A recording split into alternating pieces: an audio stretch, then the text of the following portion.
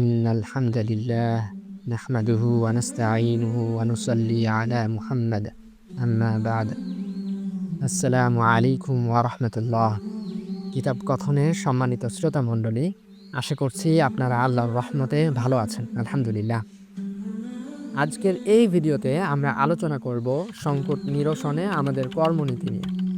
আজকের ভিডিওটি চেতনার ইশতিহার কিতাবের তৃতীয় ও শেষ পর্ব। ইতোপূর্বের দুটি পর্ব এবং সংক্ষিপ্ত বুক রিভিউ ও পাঠ পরিকল্পনা নিয়ে ভিডিওগুলো আপনারা প্লেলিস্টে পেয়ে যাবেন। ডেসক্রিপশনেও লিঙ্ক থাকবে, চেক করে নিতে পারেন। আজকের বিষয়বস্তু চলমান সংকট নিরসনে আমাদের করণীয়।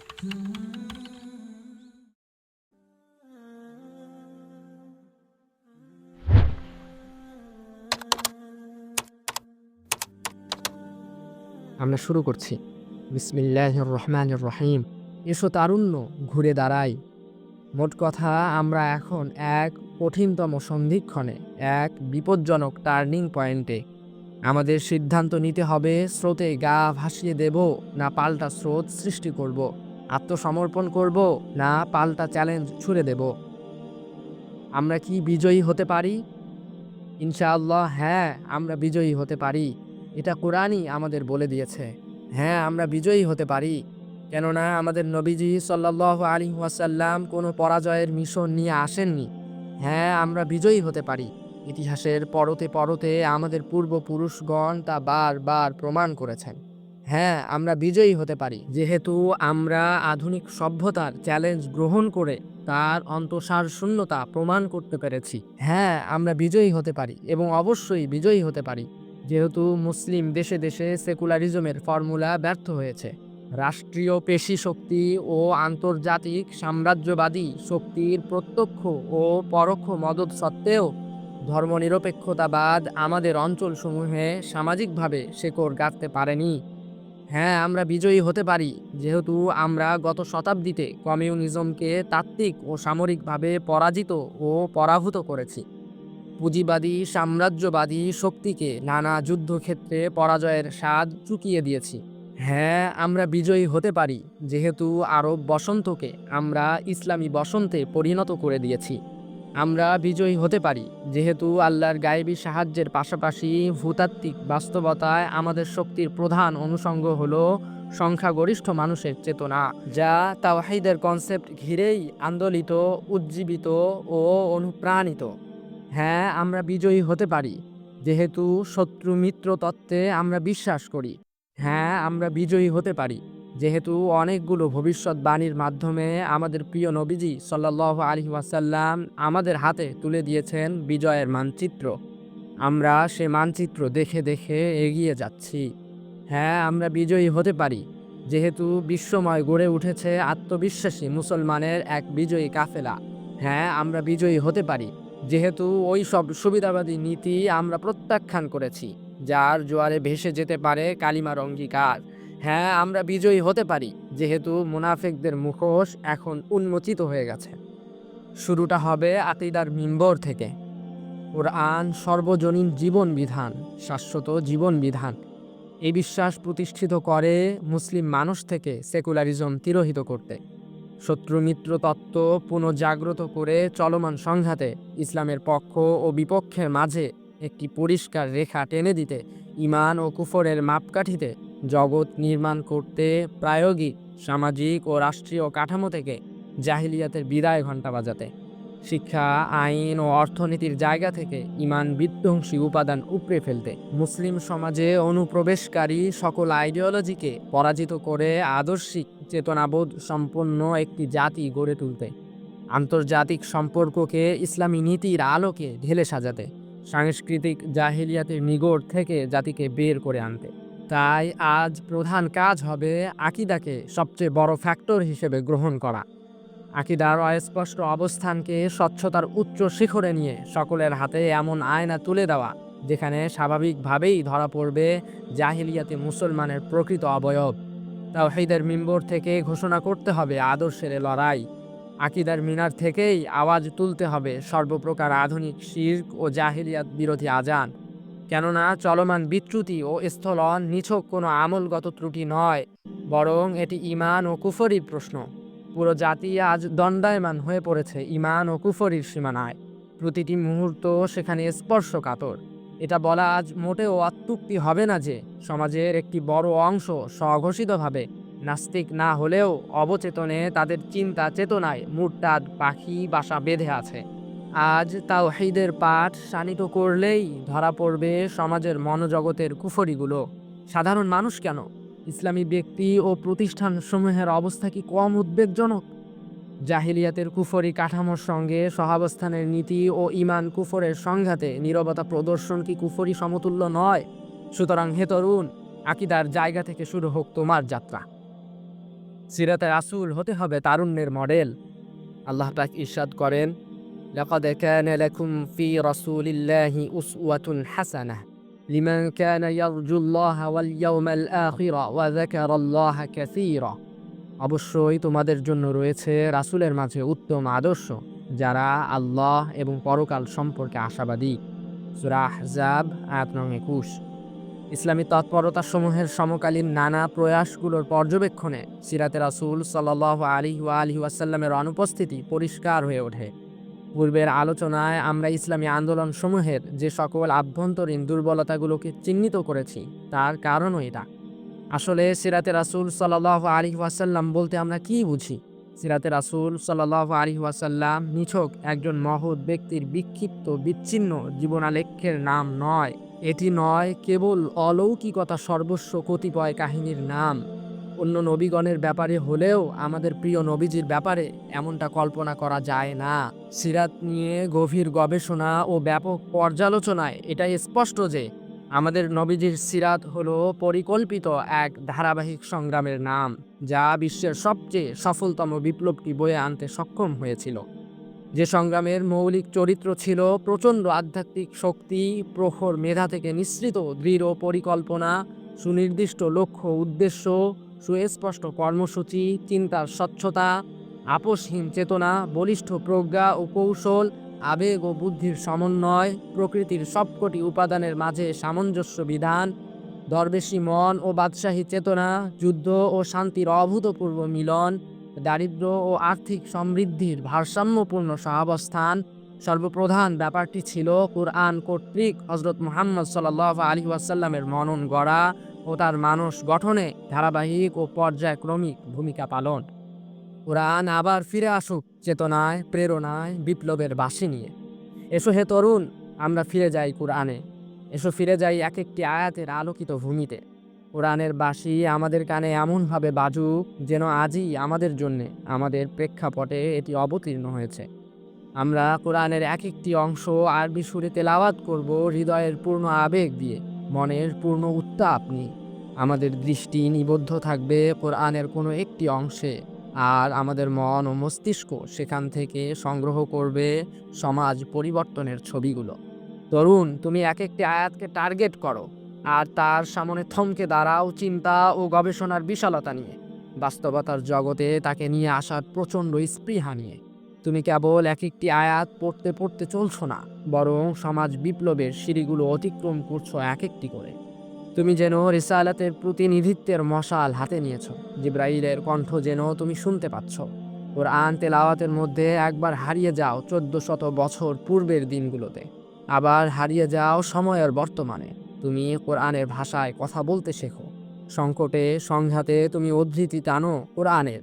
তুমি তোমার দাওয়াত আর কোরআনকে একান্ত আপন করে নাও।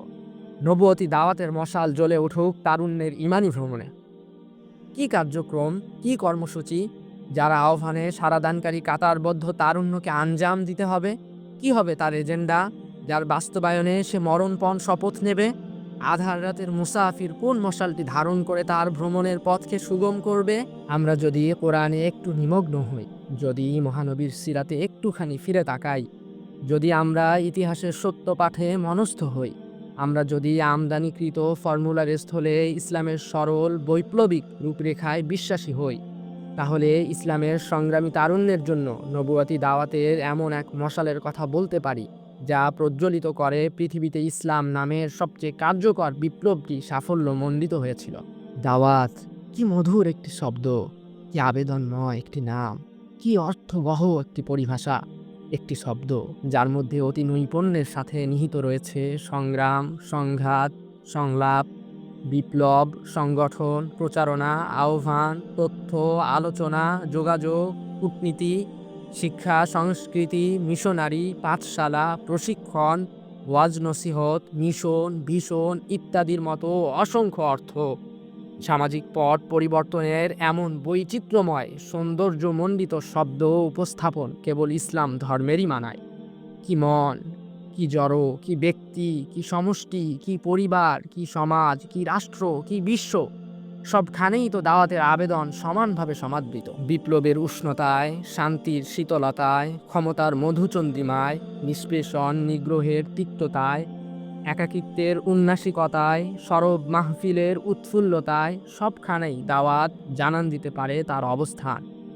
ঈসা আলাইহিসসালামের মিশনারি, মুসা আলাইহিসসালামের সংগ্রাম, সুলাইমান আলাইহিসসালামের রাজত্ব, ইব্রাহিম আলাইহিসসালামের বিশ্বভ্রমণ, লুকমান আলাইহিসসালামের হিকমত, প্রিয় নবীজি সাল্লাল্লাহু আলাইহি ওয়াসাল্লামের যুদ্ধ জিহাদ সবকিছুই দাওয়াতের বৈচিত্র্যময় বহিঃপ্রকাশ। দাওয়াত কখনো নমরুদের তপ্ত আগুনের নিচে, কখনো নীল নদের পাড়ে, কখনো নূহ আলাইহিসসালামের কিস্তির উপর, কখনো তুর পাহাড়ে, কখনো মেরাজের ভ্রমণে। কত রকমারি চরিত্র আমরা লক্ষ্য করি দাওয়াতের অভিনয়ে। দাওয়াত বিলালকে দাসত্বের শিকল থেকে কাবার প্রথম মুয়াজ্জিনের পদে আসীন করেছে। সে দাওয়াতই আবু জাহেলকে আরবের নেতৃত্বের উচ্চতা থেকে বদর কূপের তলদেশে ছুঁড়ে ফেলেছে। হজরত মুহাম্মদ সাল্লাল্লাহু আলাইহি ওয়াসাল্লামের দাওয়াতি এজেন্ডার সাথে অন্য কারো তুলনা হয় না।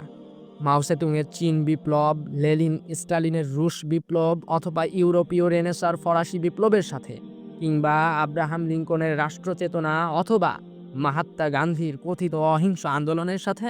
পরিতাপের বিষয়, সে দাওয়াতের স্থান দখল করে নিয়েছে কতিপয় অনুপ্রবেশকারী সংস্কৃতি ও কালচার। অন্তঃসারশূন্য, লৌকিকতাপূর্ণ ওই সব রেওয়াজগুলো ধ্বংস করে দিয়েছে সমকালীন দাওয়াতের তাৎপর্য। পরিতাপের বিষয়, সমকালীন অনুশীলনে দাওয়াতের বহুরূপী আবেদনকে পুড়ে দেয়া হয়েছে নিজ নিজ সংকীর্ণ মানসিকতার ছাঁচে। পরিতাপের বিষয়, দাওয়াত ইসলামপন্থীদের প্রধান অগ্রাধিকার বিষয় নয়, এটা তাদের কারো কারো ইন্টারেস্টের বিষয়, অন্যতম প্রধান মিশন ও ভীষণ হিসেবে নয়। দাওয়াতি ধারাবাহিকতার চূড়ান্ত ধারাটির নাম হলো জিহাদ। কুরআন ও সিরাতে রাসূল সাল্লাল্লাহু আলাইহি ওয়াসাল্লাম অধ্যয়নে তাই প্রতীয়মান হয়।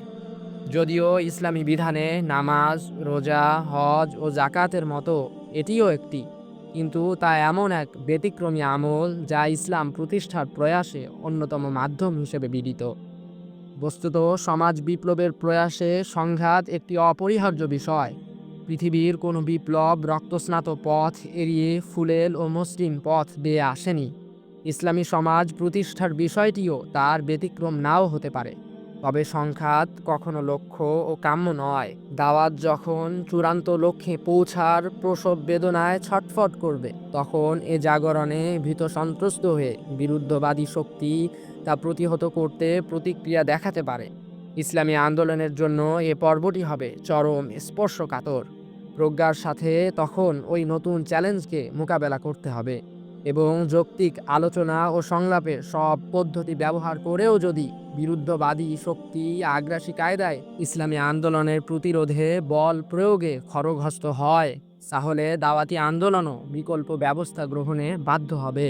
সমকালের ইসলামী আন্দোলনগুলোর ব্যর্থতার অন্যতম কারণ হলো সংঘাতের সমীকরণ সরলীকরণের দ্বারা শত্রুদের মূল্যায়নে যেখানে কেবল রাজনৈতিক সমাধানকে মনে করা হয়েছে এটাই শুরু, এটাই শেষ, অথচ বিরুদ্ধবাদী শক্তি হিংস্র নখর দিয়ে ইসলামী আন্দোলনকে বারবার রক্তাক্ত করতে মোটেও কুণ্ঠিত হয়নি।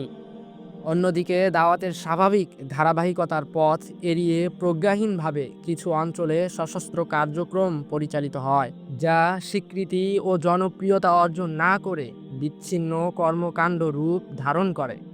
প্রথম শ্রেণীটি আন্দোলনে দাওয়াতি স্তরসমূহে জিহাদের পর্বকে বেমালুম ভুলে গিয়ে কৌশলের নামে কাপুরুষতার পরিচয় দিয়েছে, আর দ্বিতীয় শ্রেণীটি দাওয়াত বিবর্জিত জিহাদের মাধ্যমে হঠকারিতার স্বাক্ষর রেখেছে। এক্ষেত্রে সংগ্রামী ইসলামী তারুণ্যের জন্য একটি নতুন চ্যালেঞ্জ হলো জিহাদের উপর সন্ত্রাসবাদ ও জঙ্গিবাদের অভিযোগ আরোপ। এ চ্যালেঞ্জটিকেও মোকাবেলা করতে হবে জ্ঞান ও যুক্তি দিয়ে। জ্ঞান ও তাকওয়ার সমন্বিত গুণ ইসলামী তারুণ্যের চালিকা শক্তি। জ্ঞান, ইলম ও হিকমাহ অর্থাৎ জ্ঞান ও প্রজ্ঞা হবে সমকালীন বিপ্লবী সংস্কারবাদী ইসলামী তারুণ্যের প্রধান চালিকা শক্তি। তারুণ্যকে এ গুণটি তার পথ চলায় প্রধান সম্বল ও উপকরণ হিসেবে ধারণ করতে হবে। কেননা কোরআন থেকে বোঝা যায় জ্ঞানের গভীরতা থেকে উৎসারিত হয় বিশ্বাসী চেতনা, সূরা নিসা। কোরআন থেকে বোঝা যায় জ্ঞানের আলোয় সিক্ত হৃদয় থেকেই উৎসারিত হয় তাওহীদের স্বাক্ষর, সূরা আলে ইমরান। কোরআন থেকে বোঝা যায় জ্ঞান থেকে উৎসারিত হয় এমন আধ্যাত্মিক শক্তি যা দানবের শক্তিকেও হার মানায়, সূরা নামাল। কোরআন থেকে বোঝা যায় জ্ঞানের ঝর্ণাধারা থেকে উৎসারিত হয় সশ্রদ্ধ আল্লাহ ভীতি, সূরা ফাতির। আর দাওয়াতের মিশন রাসূল সাল্লাল্লাহু আলাইহি ওয়াসাল্লামের হাতে ধরিয়ে দিয়ে আল্লাহ নির্দেশ করেছেন, রব্বি জিদনি ইলমা। এ জ্ঞানকে কোরআনে বারবার ইলম শব্দ দ্বারা বুঝিয়েছে। তার বিপরীতে কোরআন ব্যবহার করেছে জান শব্দটি, যার মানে অনুমান ভিত্তিক জানা। অনেকগুলো বিষয় সম্পর্কে তথ্য সংগ্রহ করা কিংবা দার্শনিক তত্ত্বকথাসমূহের নাম কিন্তু ইলম নয়। ইলম হলো এক বাস্তবিক জ্ঞান যার ভিত্তি ওহীর উপর, মানব মস্তিষ্ক প্রসূত চিন্তার উপর নয়। আজ তাবৎ পৃথিবীর দর্শনের সকল পাণ্ডুলিপি একত্রিত করলে ফলাফল দাঁড়াবে মানব মন থেকে উদ্গীরিত কতক দ্বন্দ্ব কথা। তার চেয়ে বরং বিজ্ঞানের পরীক্ষিত বিষয়গুলো অনেকটা ওহীর জ্ঞানের কাছাকাছি। কিন্তু সমস্যা হলো বিজ্ঞান মানব জীবনের সব দিকগুলোর সন্তোষ বিধানে কোনো সামগ্রিক ব্যবস্থা দিতে পারেনি। সমকালীন বস্তুবাদী আধুনিক ব্যবস্থার চ্যালেঞ্জ মোকাবেলা করতে হলে তার অন্যতম উপকরণ বৈজ্ঞানিক দিকটির সাথে সমন্বয় সাধন করতে হবে। শিক্ষা ও জ্ঞান ছাড়া যা সম্ভব নয়। তার প্রধান উৎস অর্থাৎ বস্তুবাদী লিবাসের চেতনার গোড়ায় দার্শনিক ও যৌক্তিক ভাষায় আঘাত হানতে হবে। শিক্ষা ও জ্ঞান ছাড়া যা সম্ভব নয়। তার অর্থনৈতিক ও রাজনৈতিক কাঠামোর ব্যর্থতা তুলে ধরে তার অসারতা প্রমাণ করতে হবে। শিক্ষা ও জ্ঞান ছাড়া যা সম্ভব নয়। তার আগ্রাসী সামরিক কৌশলের বিরুদ্ধে পাল্টা সামরিক পরিকল্পনা গ্রহণ করতে হবে। জ্ঞান ও শিক্ষা ছাড়া যা সম্ভব নয়।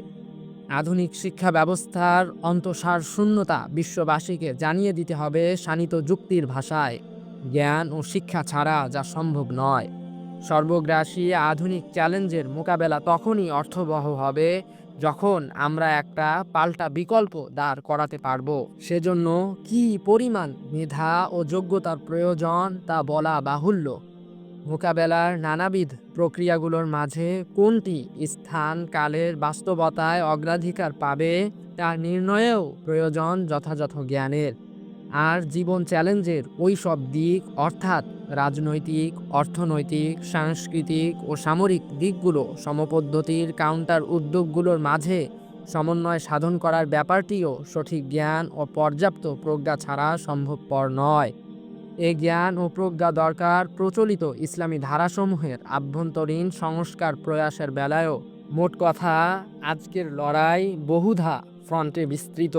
জ্ঞানের শক্তি দ্বারা এ বহুমুখী যুদ্ধে বিজয়ের ম্যাপ তৈরি করতে হবে সমকালীন ইসলামী তারুণ্যকে। তাকওয়া। ইসলামের সংগ্রামী দাওয়াতের পতাকাবাহীদের অবশ্যই দুটি বিশেষ গুণের অধিকারী হতে হবে। এক, আলোকিত চিন্তা। এতক্ষণ আমরা যে জ্ঞান ও প্রজ্ঞার আলোচনা করেছি তারই সাথে সম্পৃক্ত এ বিবরণ। দুই, অন্তর্দৃষ্টি। পৃথিবীতে সবকিছু কেবল বাহ্যিক জ্ঞান ও শিক্ষা দ্বারা এবং প্রজ্ঞার মাধ্যমেই অর্জিত হয়নি।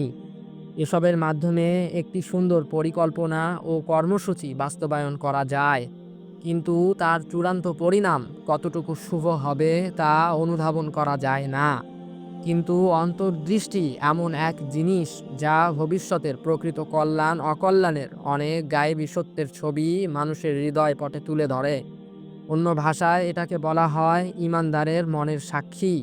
হাদিস শরীফে বলা হয়েছে, মুমিনের বিচক্ষণতাকে সমীহ করো, কেননা সে আল্লাহ প্রদত্ত আলো দ্বারা দেখতে পায়। তাকওয়ার মাধ্যমেই কেবল এই গুণটি অর্জন করা সম্ভব। তাকওয়া মানে কি?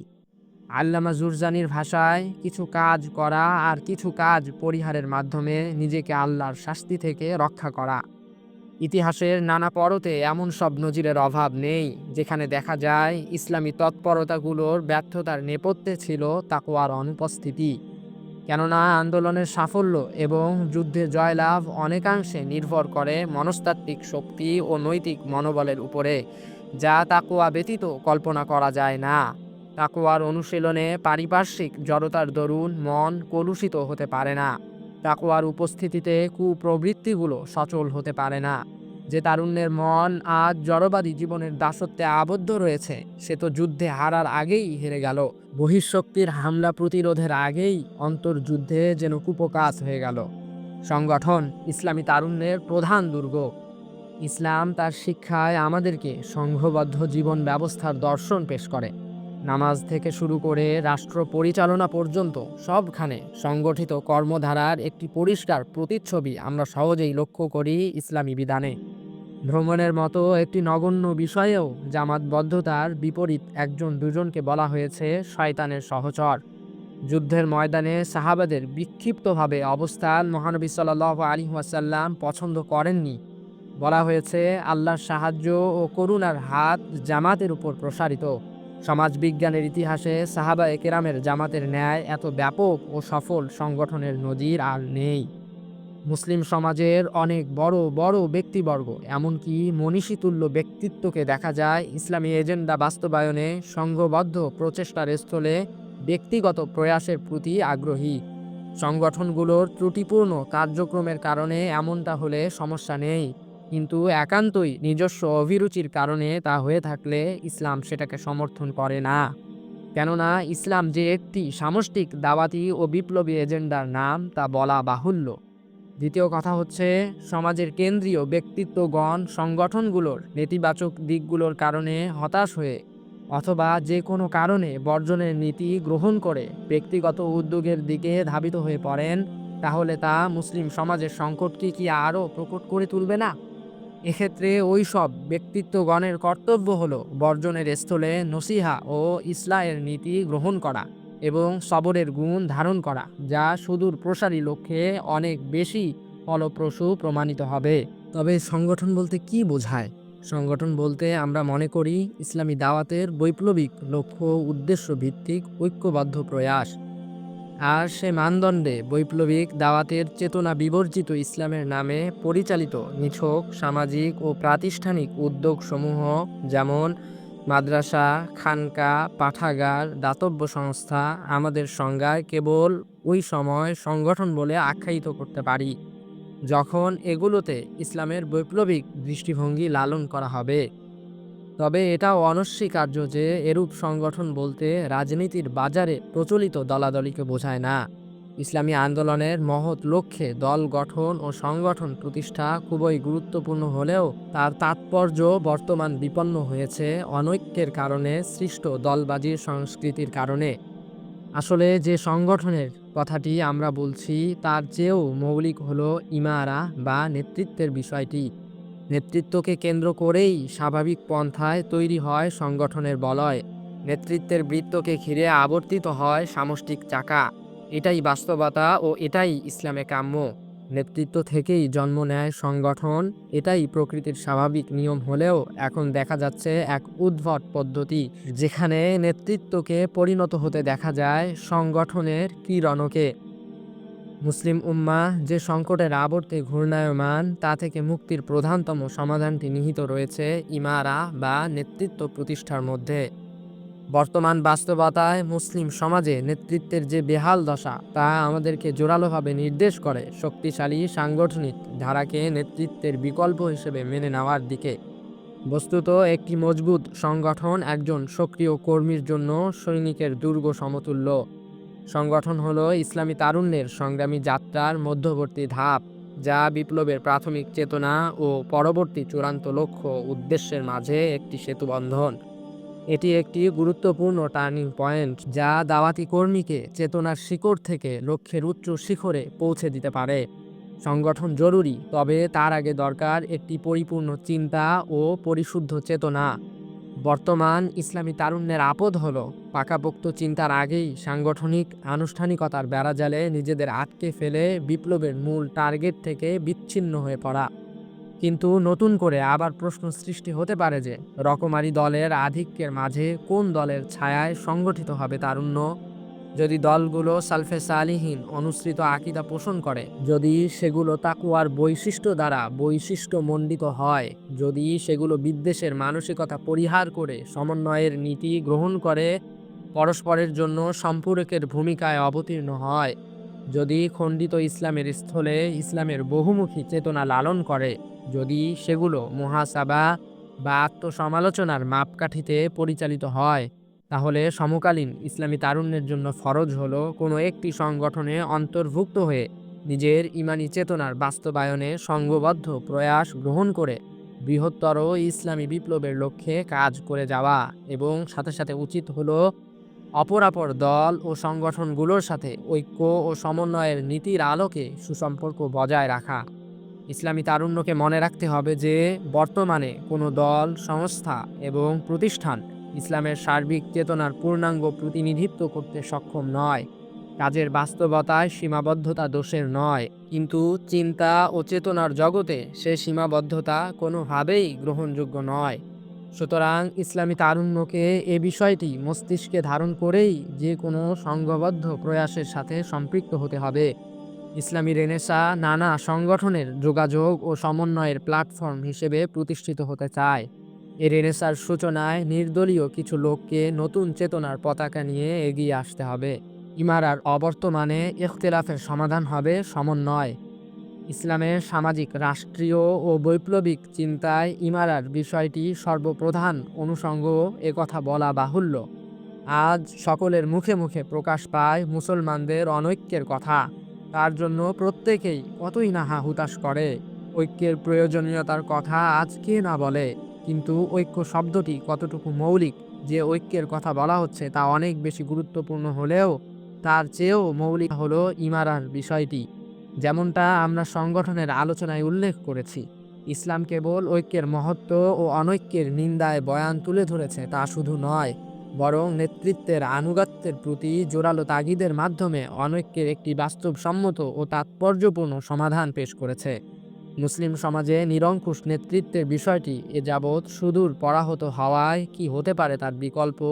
ঐক্য শব্দ দ্বারা যে বিকল্প আমরা চিন্তা করি, সে ঐক্য শব্দটি নেহায়াত একটি এজমালি শব্দ, যার স্বচ্ছ কোনো রূপরেখা নেই, নেই তার কোনো সংজ্ঞা, নেই তার কোনো নিয়ম ও বিধি। আর তাই এখানে ব্যবহার করছি সমন্বয়ের মতো শব্দ। অর্থাৎ সমন্বয় হবে আমাদের পদ্ধতি আর ঐক্য হবে উদ্দেশ্য।